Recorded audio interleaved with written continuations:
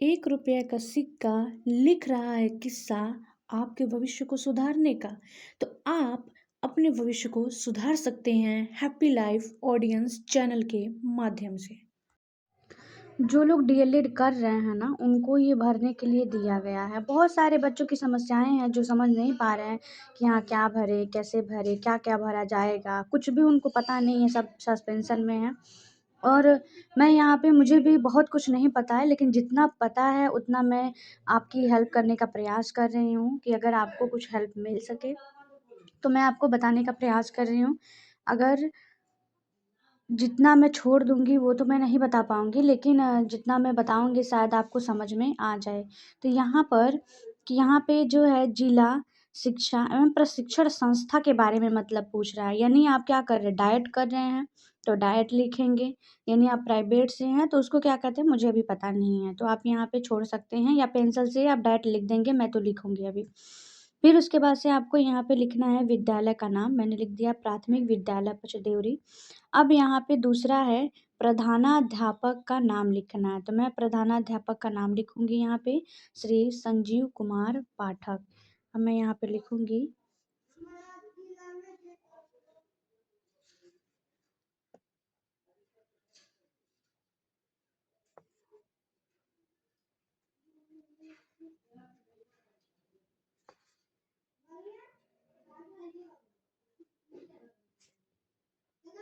संजीव कुमार पाठक।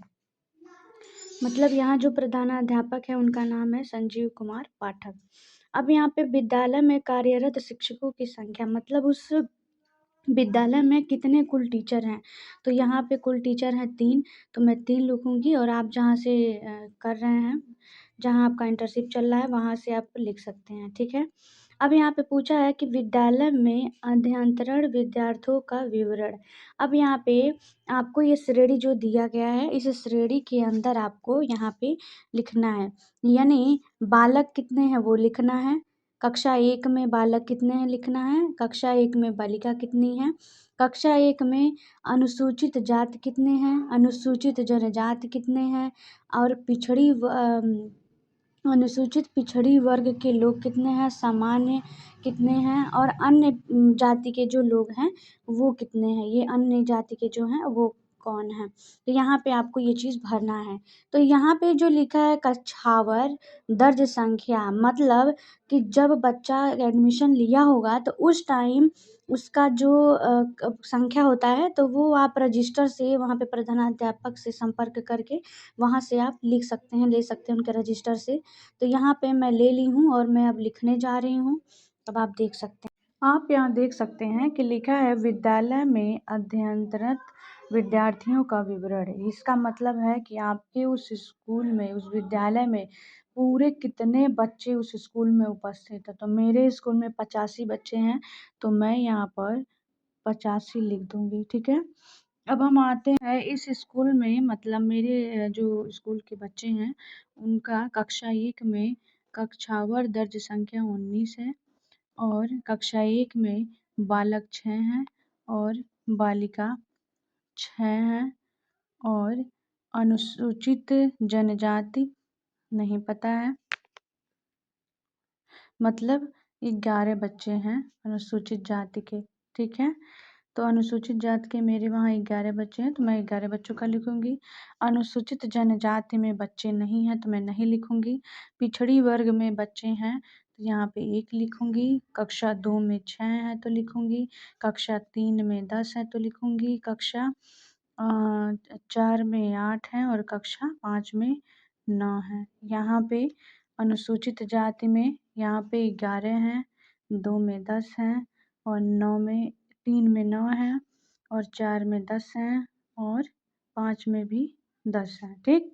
अब यहाँ पे बालिका कितनी हैं, यहाँ पे 6 हैं, 2 में 7 हैं, 3 में 12 हैं और 4 में 10 हैं और 5 में 11 हैं, तो मैं यहाँ लिख दूँगी।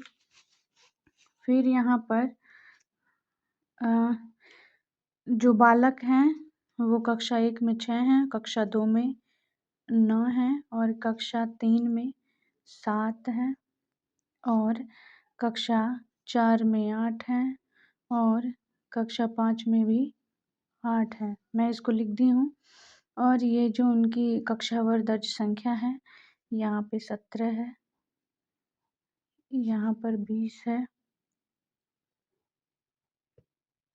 यहाँ पे 18 है कक्षा 4 में, कक्षा 5 में 19 है। ठीक है। अब जो है ऐसे आप लिखेंगे। ठीक है। अब आपको लिखना है विद्यालय का गत माह बच्चों की औसत, यानी कि जो पिछले माह है बच्चों की उपस्थिति कितनी है, तो यहाँ पे उसको लिखना है। ठीक है। विद्यालय की समय सारणी क्या है, यानी कितने बजे से कितने बजे बच्चे जाते हैं। कह रहा है कि कितने बच्चे श्रमिक परिवार से हैं, तो मैं यहाँ 10 बच्चों को लिखूंगी जो बच्चे हैं श्रमिक परिवार से। बच्चों की पृष्ठभूमि संख्यात्मक विवरण, कितने बच्चे श्रमिक परिवार से हैं, तो यहाँ 10 बच्चे हैं तो मैं 10 बच्चों का लिखूंगी।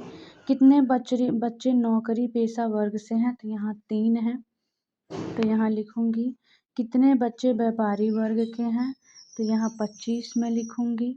और कितने बाल बच्चों के पालक पढ़े लिखे हैं, यानी कितने बच्चों को, यानी बच्चों को पोस पाल के बड़ा करने वाले लोग जो हैं, तो वो कितने लोग ऐसे हैं जो यहाँ पे मतलब हैं, मतलब यहाँ पे ऐसे लोग कितने हैं जो अपने बच्चों का पोस पाल के बड़ा किए, एक मजदूर हैं, उनके बच्चों को यहाँ पे लिखना है। ठीक है। तो यहाँ पे जो है वो 46 है, तो मैं 46 लिख दे रही हूँ। फिर लिखा है कि विद्यालय भवन कच्चा है या पक्का, तो मेरा जो भवन है वो पक्का है, तो मैं यहाँ पे पक्का लिखूंगी। पक्का है तो पक्का लिखूंगी। यहाँ पे लिखा है कि विद्यालय में खिड़की दरवाजे क्रियाशील हैं या नहीं, तो हैं तो मैं है लिखूंगी। हैं।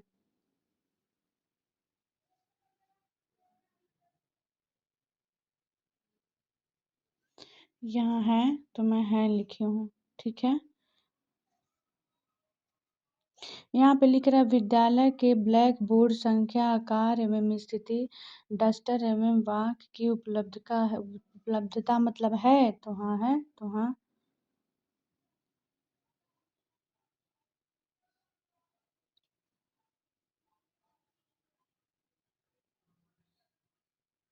देखिए यहाँ पे ये छूट गया है, लिखा है कि विद्यालय में कमरे 2-3 अधिक, तो यहाँ पे कितने हैं, मतलब मेरे स्कूल में तो अधिक है, तो मैं अधिक लिखूंगी। अधिक है तो मैं अधिक लिखूंगी। ठीक। तो ये हमारा जो है ये हमारा कंप्लीट हो गया। आप चाहें तो देख सकते हैं। आपका ये वाला तो मैं पूरा करवा दी हूँ। अब यहाँ पे पूछ रहा है कि बच्चों के बैठने के लिए फर्नीचर या टाट पट्टी की उपलब्धता है, तो मेरे वहाँ फर्नीचर की कोई भी चीज़ नहीं है, यहाँ पे टाट पट्टी की व्यवस्था है, तो मैं यहाँ पे लिखूंगी टाट पट्टी।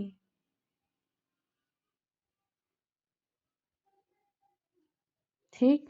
फिर यहाँ पे लिखा प्रधानाध्यापक हेतु कमरा, स्टाफ रूम, ऑफिस की उपलब्धता है, तो हाँ है, तो हाँ। कह रहे शिक्षक हेतु कुर्सी टेबल की स्थिति अच्छी है, तो यहाँ पर हम लिखेंगे अच्छी है। ठीक। विद्यालय में बिजली एवं पंखे की व्यवस्था है, उपलब्ध है, तो यहाँ पे आप लिख सकते हैं है भी लिख सकते हैं, उपलब्ध भी लिख सकते हैं। व्यवस्था उपलब्ध है।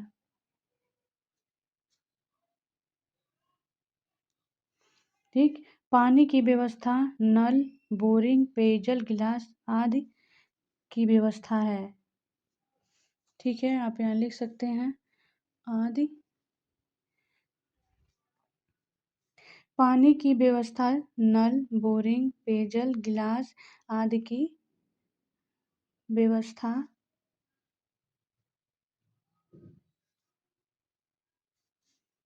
उपलब्ध है। उपलब्ध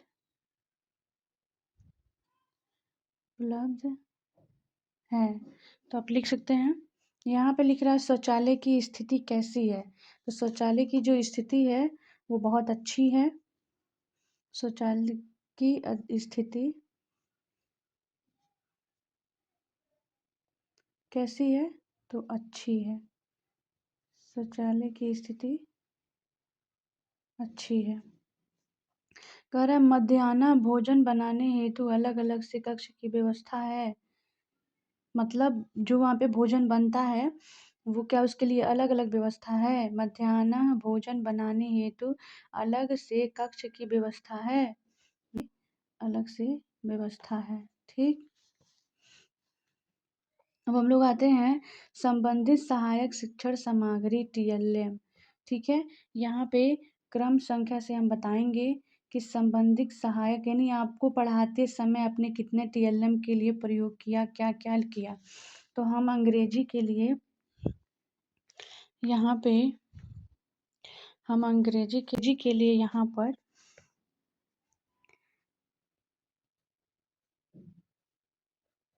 अंग्रेजी के लिए सप्ताहों के नाम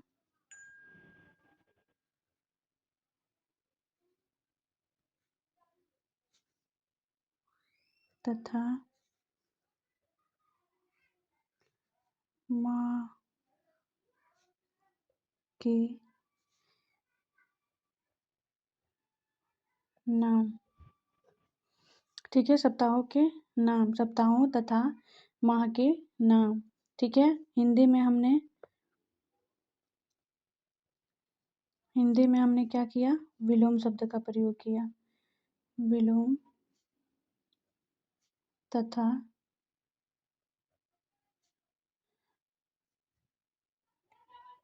पर्यायवाची। ठीक है। फिर हमने तीसरी में जो है, तीसरी में हम संस्कृत को किए। संस्कृत में हमने पक्षियों के नाम,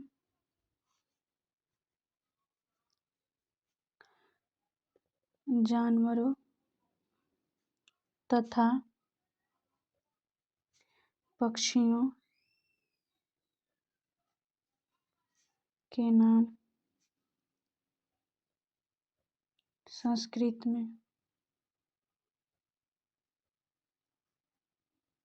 में मतलब संस्कृत में हमने बताया। ठीक है। अब हम आ जाते हैं किसमें? गणित में। गणित में हमने आरोही तथा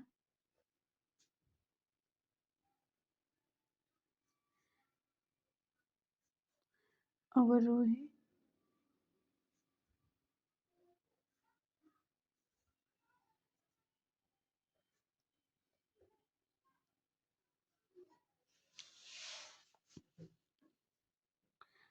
अवरोही मतलब अवरोही, ये सही नहीं है तो ये मैं थोड़ा सा काट दे रही हूँ। अवरोही क्रम को क्रम का। ठीक है। अब हम आते हैं यहाँ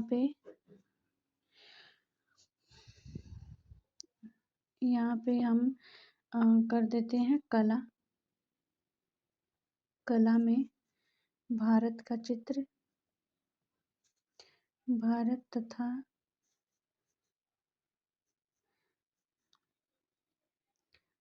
जिला का चित्र। ठीक है। और ये सब हम ऐसे छोड़ देते हैं। ठीक है। यहाँ पे हमको छोड़ देना है। अब लिख रहा है विद्यालय में स्वच्छता की स्थिति अच्छी है। तो यहाँ पे हम लिख देंगे अच्छी है। ठीक। यहाँ पे भी आप लिख सकते हो, यहाँ पे भी लिख सकता है। मैं यहाँ लिख दी हूँ लेकिन आप यहाँ पे लिखना। ठीक है। विद्यालय में बाल पुस्तकालय की स्थिति एवं छात्रों द्वारा पुस्तकालय की उपयोग की स्थिति कैसी है? तो अच्छी है। ठीक है, तो आप क्या लिखोगे कि मतलब विद्यालय में बाल पुस्तकालय की स्थिति एवं छात्रों द्वारा पुस्तकालय की उपयोग की स्थिति। तो विद्यालयों में पुस्तकालय की स्थिति अच्छी है एवं उपयोग की भी स्थिति अच्छी है। तो यहाँ पे लिख देंगे अच्छी है, अच्छी है एवं बेहतर ढंग से बेहतर ढंग से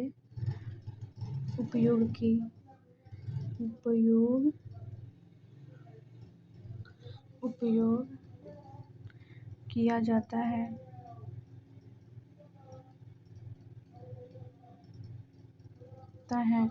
प्रार्थना एवं बाल सभा के आयोजन की स्थिति अच्छी है। यहाँ पे भी लिखेंगे अच्छी है। क्या अभिभावक गांव के लोग किसी उद्देश्य को लेकर विद्यालय में आते हैं? हाँ, तो यहाँ पे हम लिखेंगे हाँ। जब बच्चे पढ़ नहीं रहे होते हैं तो खाली समय का उपयोग कैसे करते हैं? खेल तथा खेल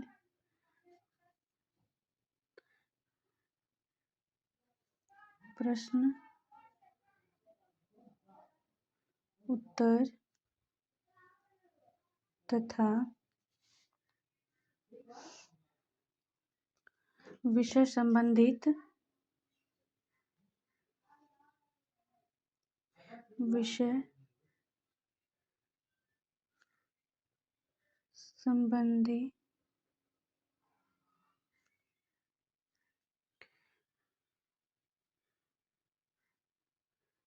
शब्दों विषय संबंधी शब्दों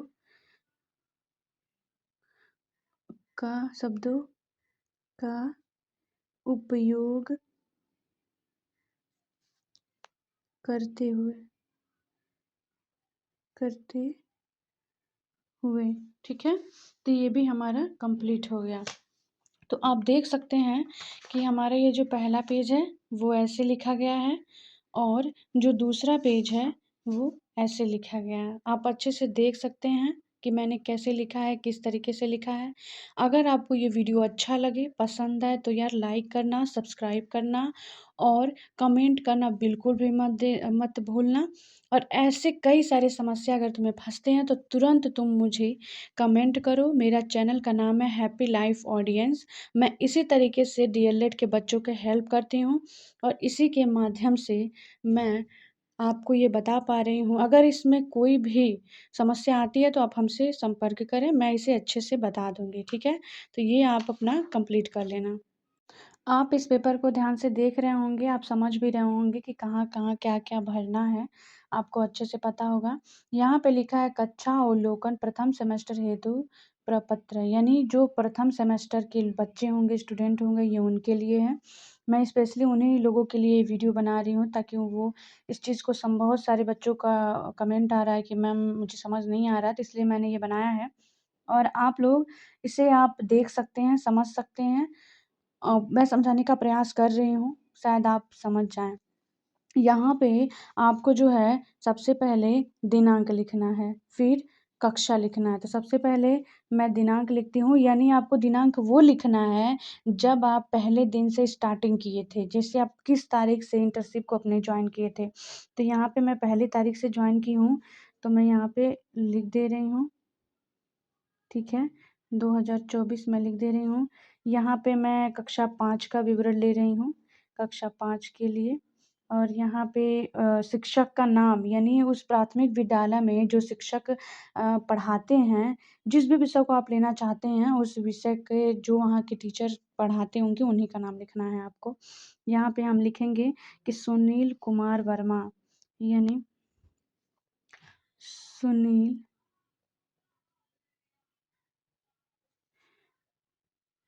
कुमार वर्मा, ठीक है? और वो क्या पढ़ाते हैं? हिंदी पढ़ाते हैं।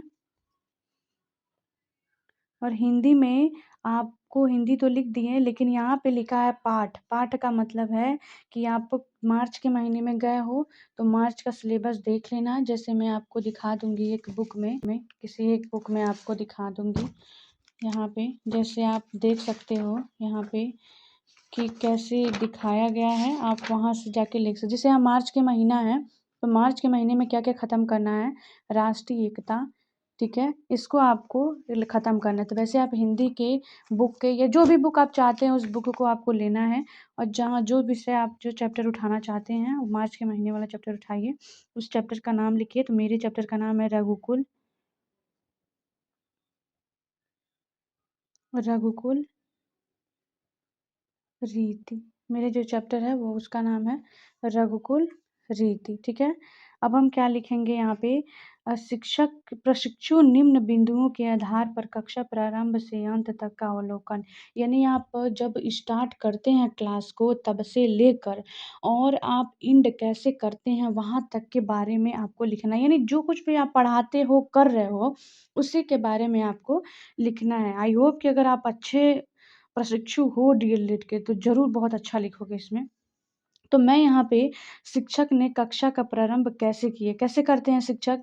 या तो कुछ बातचीत करके, गाना सुना के, स्टोरी सुना के या फिर उस सब्जेक्ट से रिलेटेड कुछ पूर्वजे बातें बताकर। जैसे मान लीजिए रघुकुल रीत से अगर हम शुरू करेंगे तो शिक्षक को पहले रघुकुल रीत क्या थे, राम कौन थे, दशरथ कौन थे, ये किताब में क्यों छपे जाते हैं, क्यों हम लोग को ये बारे में बताया जाता है। ऐसे तमाम तरीके के आप बताएँगे तभी तो आप वो क्लास को स्टार्ट करेंगे। ऐसा तो है नहीं कि जाओगे आप तुरंत क्लास स्टार्ट कर दोगे, ऐसा बिल्कुल भी नहीं है।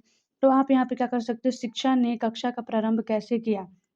यहाँ पे आप लिख सकते हो कि शिक्षक ने कक्षा का प्रारंभ सुबह का यानी शुभ प्रातः के साथ यानी गुड मॉर्निंग के साथ और बच्चों के साथ प्रश्न उत्तर करते हुए यानी कुछ चीज़ें बताते हुए उसके बारे में और कुछ चीज़ें पूछते हुए। जैसे कि आपसे पूछेंगे कि ये धनुष को किसने तोड़ा था? या फिर ये पूछ सकते हो कि महाराज दशरथ का पुत्र कौन था? ऐसे आप प्रश्न को पूछ सकते हो। आप पूछोगे तो उसमें आप लिखोगे। फिर उसके बाद लिखोगे कि माध्यम से प्राप्त प्रस्तावना बताकर प्रारंभ किया। यानी शिक्षक ने कक्षा का प्रारंभ यहाँ पे देखिए अब मैं लिख सकते हो। आप पूछोगे तो उसमें आप लिखोगे। फिर उसके बाद लिखोगे कि माध्यम से प्राप्त प्रस्तावना बताकर प्रारंभ किया। यानी शिक्षक ने कक्षा का प्रारंभ यहाँ पे देखिए अब मैं देखिए मैंने यहाँ पे लिख दिया है, शिक्षक ने कक्षा का प्रारंभ सुबह का शुभ प्रभात के साथ बच्चों के साथ प्रश्न उत्तर के माध्यम से प्रस्तावना बताकर प्रारंभ किया। ठीक है? यानी आप देख सकते हैं, शिक्षक द्वारा पढ़ाए जा रहे विषय एवं प्रकरण का नाम बताइए। तो यहाँ पर है, यहाँ पे रघुकुल रीत हिंदी प्रकरण का नाम रघुकुल रीत यानी शिक्षक द्वारा पढ़ाए जा रहे विषय। यहाँ पर लिखेंगे शिक्षक द्वारा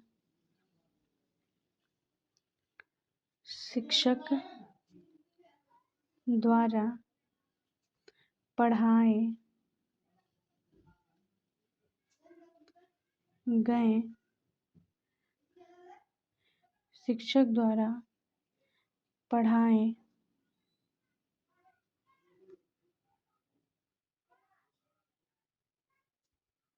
शिक्षक द्वारा पढ़ाए जा रहे विषय हिंदी एवं प्रकरण का नाम रघुकुल रीत यहाँ पे लिख देंगे। ठीक है? अब हम लोग आगे करेंगे, क्या शिक्षक ने शिक्षक संदर्शिका पाठ योजना का प्रयोग किया? तो हाँ, क्या लिखेंगे? हाँ, यहाँ पे क्या लिखेंगे? हाँ, और आप चाहें तो आगे जोड़ सकते हैं, हाँ, शिक्षक ने शिक्षक संदर्शिका पाठ योजना का प्रयोग किया। यहाँ पे आप आगे लिख सकते हैं, मैं नहीं लिख रही हूँ। ठीक है? अब आप यहाँ पे आगे लिखेंगे, शिक्षण के दौरान बच्चों की भागीदारी कितनी और कैसी रही? तो यहाँ पे आप लिख सकते हैं, शिक्षण के दौरान बच्चों की भागीदारी पूर्ण और अच्छी रही। मतलब बच्चों की पूर्ण भागीदारी रही। तो आप यहाँ पे लिख सकते हैं, कितनी की जगह पूर्ण लगा सकते हैं और कैसी की मतलब अच्छी रही। अब यहाँ पे आप करेंगे, शिक्षक ने बच्चों को शिक्षण अधिगम प्रक्रिया में कैसे सम्मिलित किया? तो यहाँ पे आप लिख सकते हैं कि शिक्षक ने बच्चों को शिक्षण अधिगम प्रक्रिया में परस्पर प्रभावित कर सम्मिलित किया, यानी उन्हें इंटरैक्ट कर उसे सम्मिलित किया, ठीक है? छात्रों की प्रतिभागिता कैसी थी? तो अच्छी थी, ठीक है? अब यहाँ पे था कि बच्चों द्वारा दिए गए कुछ उत्तर एवं पूछे गए कुछ प्रश्नों का उल्लेख करें, अनुक्रमांक भी अंकित करें। यानी बच्चों द्वारा कुछ प्रश्न पूछे गए होंगे, जैसे आप पूछ लेंगे कि धनुष राम के पिता का क्या नाम था? या पूछ सकते हैं, ठीक है? बच्चा बताएगा दशरथ नाम था उनका, तो उस बच्चे का नाम लिखना है, पिता का नाम लिखना है और अनुक्रमांक यहाँ पर लिखना है, ठीक है? अब हम लोग यहाँ पर आते हैं, यहाँ पर तो यहाँ पे लिखा है शिक्षक और बच्चे आलस आपस में तथा बच्चे एक दूसरे से किस भाषा में बातचीत करते हैं। अब आपको बताना है कि बच्चे वहाँ के किस भाषा में बातचीत करते हैं, ठीक है? तो आप वहाँ देख सकते हैं कि वहाँ के बातचीत कैसे रहते हैं। तो शिक्षक और बच्चे आपस में बच्चे एक दूसरे से मानक भाषा तथा मातृभाषा में बातचीत करते हैं, यानी मानक और मातृभाषा में बातचीत करते हैं, ठीक है? तो यहाँ पे लिख सकते हैं मातृभाषा और मानक भाषा। जैसे मानक मातृभाषा मतलब जो हमारे यहाँ चलता है। कक्षा शिक्षण में किन-किन टीएलएम के 4 द्वारा बच्चों को समझाने का प्रयास किया गया है? उक्त विषय और टीएलएम का नाम बताइए। यानी हम क्या कर सकते हैं, लिखेंगे कक्षा शिक्षण में धनुष टीएलएम एवं मतलब टीएलएम के द्वारा बच्चों को समझाने का प्रयास किया गया है। यानी धनुष का कोई टीएलएम बना सकते हैं, उसमें कितने तीर लगा सकते हैं, बच्चों को आप टीएलएम के माध्यम से बता सकते हैं कितने तीर लगते हैं, उसमें एक धागा होता है, धनुष का आकार ऐसा होता है। आप कुछ भी मतलब बनाए होंगे टीएलएम तो ज़रूर बताए होंगे। आप उसी विषय को लेना जिस विषय पे आप टीएलएम का काम किए रहेंगे। अब यहाँ पे पूछा है श्यामपट्ट का उपयोग किस प्रकार हो रहा था, ठीक है? तो अब यहाँ पे लिखेंगे कि श्यामपट्ट का उपयोग शब्दों को लिखकर और चित्र को समझाते हुए हो रहा था, ठीक है? अब यहाँ पे 10वां में लिखेंगे कि कक्षा का समापन कैसे हुआ? तो बताएंगे कक्षा का समापन पुनरावृत्ति तथा गृह कार्य देते हुए हुआ। यहाँ पे आप लिख सकते हैं कि कक्षा का समापन कैसे हुआ? तो कक्षा का समापन पुनरावृत्ति यानी जो तुम पढ़ाए गए थे उसको फिर से पूछताछ करोगे और उसके बाद से उस गृह कार्य दोगे। अब यहाँ पे है कि कक्षा शिक्षण में प्रस्तुत किन अवधारणाओं को समझाने में विद्यार्थियों की कठिनाई का अनुभव हुआ? यानी कौन-सा ऐसा टॉपिक था जिसको समझाने में तुम्हें क्या हुआ की दिक्कत हुई। तो हम आप लिख सकते हैं कि कक्षा शिक्षण में मतलब वहाँ पे लिख सकते हैं कि वहाँ पे विद्या को वहाँ के रीति-रिवाज़ों को समझने में समस्या हुई या फिर लिख सकते हैं कि वहाँ पर लोग उनके मतलब अब मुझे तो अभी फ़िलहाल समय में यही समझ में आ रहा है कि धनुष की जो व्याख्या थी वो कैसे मतलब लोग रघुकुल की रीति कैसी थी वो आप समझ सकते हैं और युद्ध की रणनीति को समझ सकते हैं कि युद्ध की रणनीति को समझने में बच्चों को टाइम लगा कि युद्ध के क्या-क्या रणनीति होने चाहिए, ठीक है? यहाँ पे शिक्षक ने बच्चों के अधिगम का आकलन कैसे किया? यानी शिक्षक जो थे वो बच्चों का आकलन कैसे किए? तो आप यहाँ पे लिख सकते हैं प्रश्न पूछकर प्रश्न वहाँ पे पूछेंगे और क्या प्रश्न पूछेंगे राम कौन थे? दशरथ कहाँ के राजा थे? आप ऐसे यहाँ पे लिख सकते हैं। आप यहाँ पे लिखेंगे आपने ए, अवलोकन द्वारा क्या सीखा? आपने अवलोकन द्वारा क्या सीखा? तो यहाँ पे लिख सकते हैं कि हमने अवलोकन द्वारा यह सीखा कि सदैव सच्चाई और अच्छाई के मार्ग पर चलना चाहिए। आप यहाँ पे लिख सकते हैं कि सदैव हमें अच्छाई के मार्ग पर चलना चाहिए, हमेशा सत्य बोलना चाहिए क्योंकि राम के समय में ज़्यादातर सत्य की होता है। राजा एक कैसा था, स्वार्थहीन था, उसके अंदर कोई भी स्वार्थ नहीं था। आप चाहेंगे तो यहाँ पे बहुत कुछ लिख सकते हैं, ठीक है? तो ये मेरा वीडियो समाप्त हुआ। अगर आप चाहेंगे तो मैं लिख के भी इसे दिखा दूँगी, मैं खुद लिखूँगी और अगर आपको कोई चीज़ और डाउट रहेगा तो आप फिर से पूछ लेना मुझसे, ठीक है? मैं प्रयास करूँगी बताने का। जैसा कि आप देख सकते हैं कि ये हमारा लिख के तैयार हो गया है। मैंने इसको पूरा मतलब लिख दिया है। यहाँ से लेके ये सब चीज़ें और ये पूरा लिख दिया है, तो आप यहाँ से लिख सकते हैं, देख सकते हैं मैंने पूरा लिख दिया है।